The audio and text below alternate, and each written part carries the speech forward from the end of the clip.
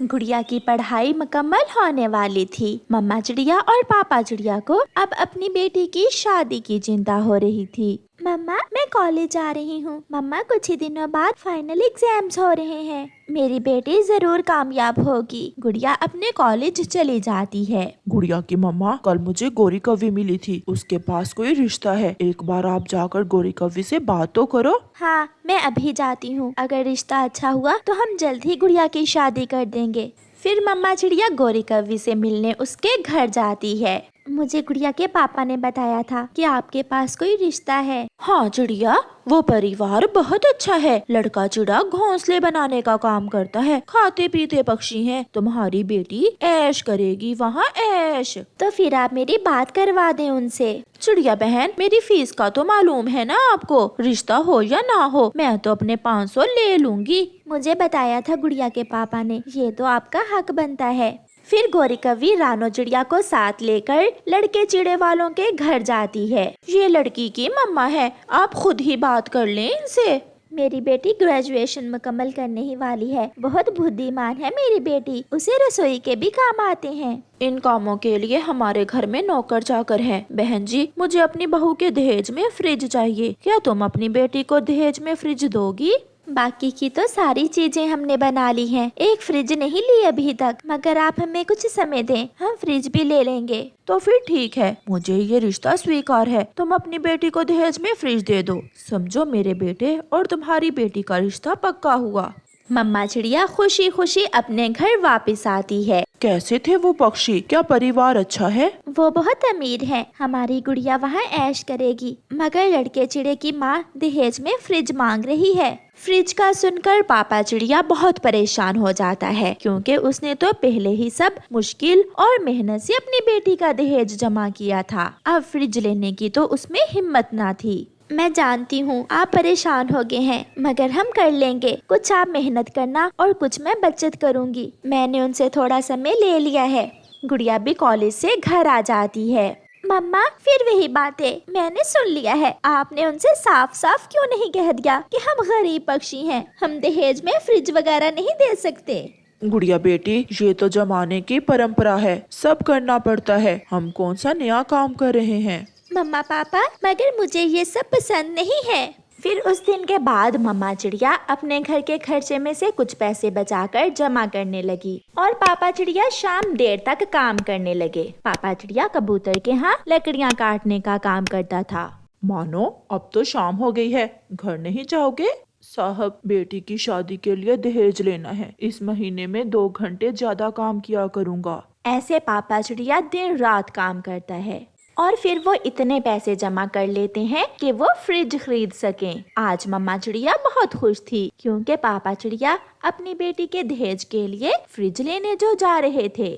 मैं फ्रिज लेने जा रहा हूँ और तुम जाकर गोरी कव्वी को साथ लो और लड़के वालों से बात पक्की कराओ। मैं अभी जाती हूँ, आप जल्दी से फ्रिज खरीद लाएं।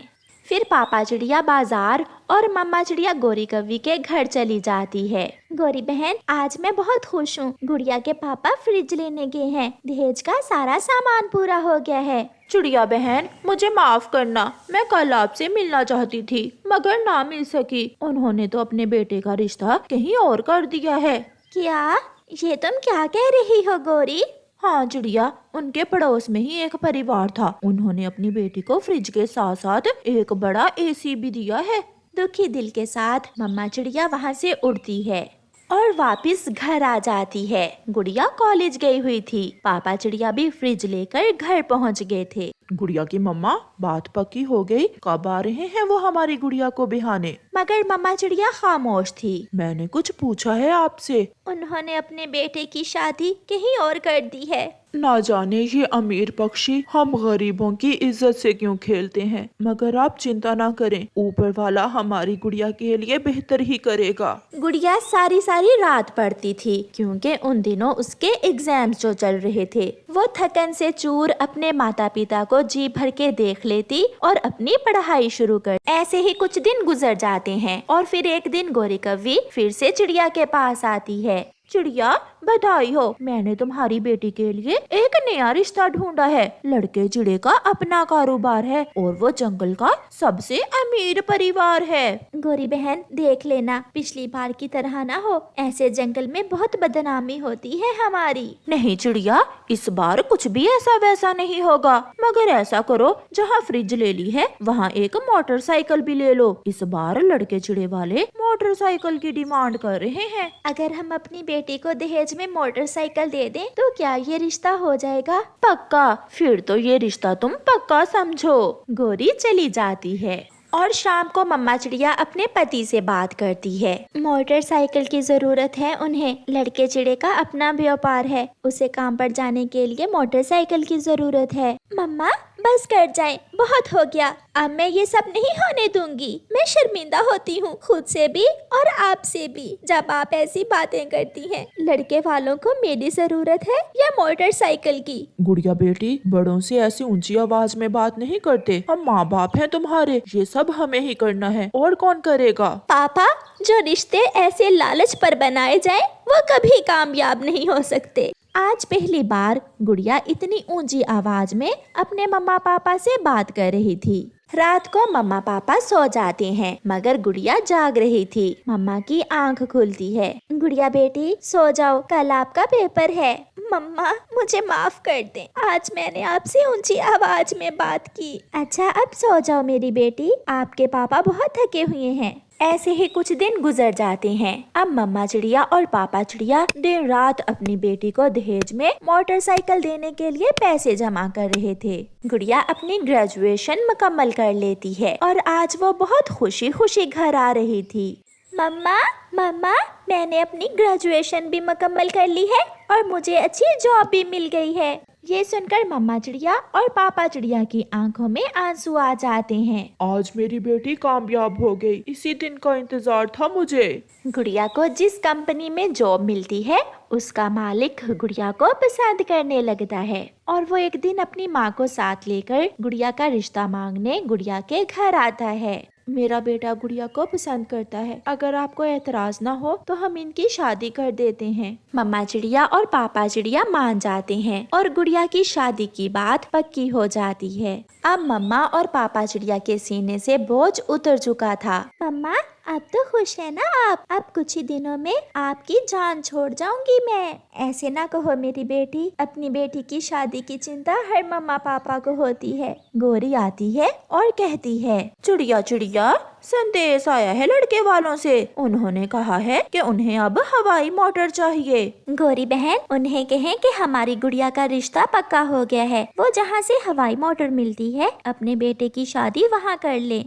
फिर कुछ दिनों बाद गुड़िया की शादी हो जाती है और वो खुशी खुशी अपना जीवन बिताते हैं। प्यारे दोस्तों, हमें कमेंट करके बताएं कि गौरी की शादी करवाने की फीस कितनी थी और कहानी को लाइक करना बिल्कुल मत भूलना। आपका धन्यवाद। गौरी कवि की रसोई से खुशबुएं उठ रही थीं। मम्मा मम्मा जल्दी बताएं, आप मेरे लिए क्या बना रही हैं? आज मैं अपने जग्गू बेटे के लिए चीज सैंडविच बना रही हूँ, खाओगे तो पंख चाटते रह जाओगे। मम्मा मुझे थोड़ा सा पानी भी दे दे, ये दाना तो बहुत सूखा हुआ है, मैं ये दाना पानी में भिगोकर खा लेता हूँ। मम्मा चिड़िया अपने बेटे को पानी देते हुए अपना मुंह दूसरी तरफ कर लेती है क्योंकि वो अपने बेटे से अपने आंसू छुपा रही थी। मम्मा, गौरी आंटी के घर से ये खुशबू किस चीज की आ रही है? खुशबू वाली लकड़ी लगाई होगी गौरी ने चूल्हे में। मगर मुझे तो ये खुशबू किसी स्वादिष्ट भोजन की लग रही है। होगी, मुझे क्या मालूम। फिर कुकू अपना सूखा हुआ दाना पानी में भिगोकर खाता है और घर से बाहर जाकर बैठ जाता है। जब से उस चिड़िया का पति मरा था वो बहुत मुश्किल से अपने घर का गुजारा करती, कभी सूखी रोटी का टुकड़ा तो कभी सूखा दाना, यही उनका भोजन हुआ करता था। लो जग्गू बेटा, ये चीज सैंडविच खा लो। मैं बाहर जाकर खाऊंगा और कुकू का दिल ललचाऊंगा।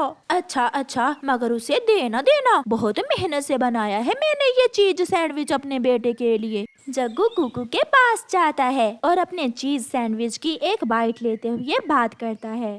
गरीब चिड़िया के गरीब बच्चे, ये चीज तुमने कभी खाई है क्या?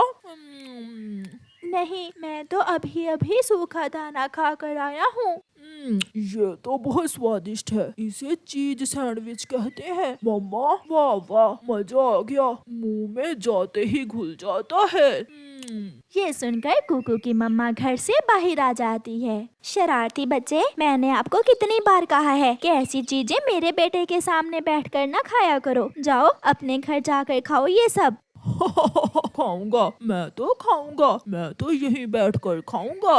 मम्मा, बैठने देना जग्गू को। मुझे जग्गू को खाता हुआ देखकर बहुत अच्छा लग रहा है। तुम यहाँ से जाते हो या मैं एक लगाऊं तुम्हारे? पीछे से गौरी कव्वी आ जाती है। हाँ हाँ, हाथ तो लगा कर देखो मेरे शेर को, मैं तुम्हारे पंख तोड़ दूंगी। छोटी चिड़िया, मेरा जग्गू जहाँ दिल करे बैठकर खाए, तुम्हें क्या? गौरी, आप जानती हैं कि कुकू के पापा अब इस दुनिया में नहीं रहे और जिन बच्चों के पापा नहीं होते उन्हें ऐसी चीजें खाने को नहीं मिलती। आप जग्गू से कहें मेरे बेटे का दिल न ललचाया करे। कुकू के पापा नहीं है, बात तो ऐसे कर रही हो जैसे मैंने मारा हो कुकू के पापा जी को। चल जग्गू, घर चलें। इस मनहूस के मुंह लगने का क्या फायदा। गौरी और जग्गू वहाँ से चले जाते हैं। मम्मा, मैं कौन सा मांग रहा हूँ आपसे वो सब चीजें, आप परेशान न हुआ करें। गौरी, क्या हुआ? आज चिड़िया से क्यों उलझ रही थी?